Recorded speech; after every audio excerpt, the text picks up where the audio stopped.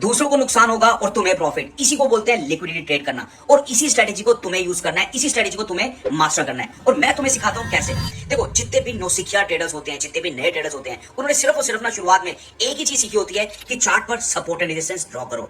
जहां पर भी स्विंग हाई है, जहां पर भी स्विंग लो है, उसे मार्क कर लो और उसी पर उन लोगों को ट्रेड करना होता है। जैसे ही स्विंग हाई लगा, ब्रेकआउट कैंडल मिली, वहां पे शॉर्ट कर दिया। जैसे ही स्विंग लो मिला, रिवर्सल कैंडल मिली, वहां पर लॉन्ग कर लिया। पर ऑपरेटर जानता है कि नया ट्रेडर यहीं पर एंटर करेगा और इसी लेवल पर अपना स्टॉप लॉस लगाएगा। वो जानकर चार्ट ऐसा बनाता है जहां पर तुम्हें एंट्री मिले, जहां पर तुम एंट्री करते हो और तुम्हें एंट्री करवा के वो तुम्हारा स्टॉप लॉस जो है हिट करवाएगा, क्योंकि इसी लेवल पर सबके स्टॉप लॉस होते हैं। इसी वजह से यहां पर सबसे ज्यादा लिक्विडिटी होती है और यहीं पर सबसे ज्यादा ट्रैप होता है। यहीं पर वो लॉन्ग करने वालों के स्टॉप लॉस हिट करवाएगा और नई पोजीशंस क्रिएट करवाएगा नीचे की तरफ की शॉर्ट वाली, और उसके बाद मार्केट को पलट डालेगा। पर तुम्हारा काम इसमें ट्रैप होना नहीं है, बल्कि इन लेवल्स को मार्क करके लिक्विडिटी स्वीप होने का वेट करना है। हमेशा चार्ट पर प्रीवियस डे का जो हाई है और लो है उसको मार्क कर लो, और सबसे ज्यादा लिक्विडिटी तुम्हें यहीं पर देखने को मिलती है, क्योंकि सबसे ज्यादा स्टॉप लॉस जो है यहीं पर प्लेस होते हैं। और सबसे पहले मार्केट इन्हें ही हंट करने जाती है।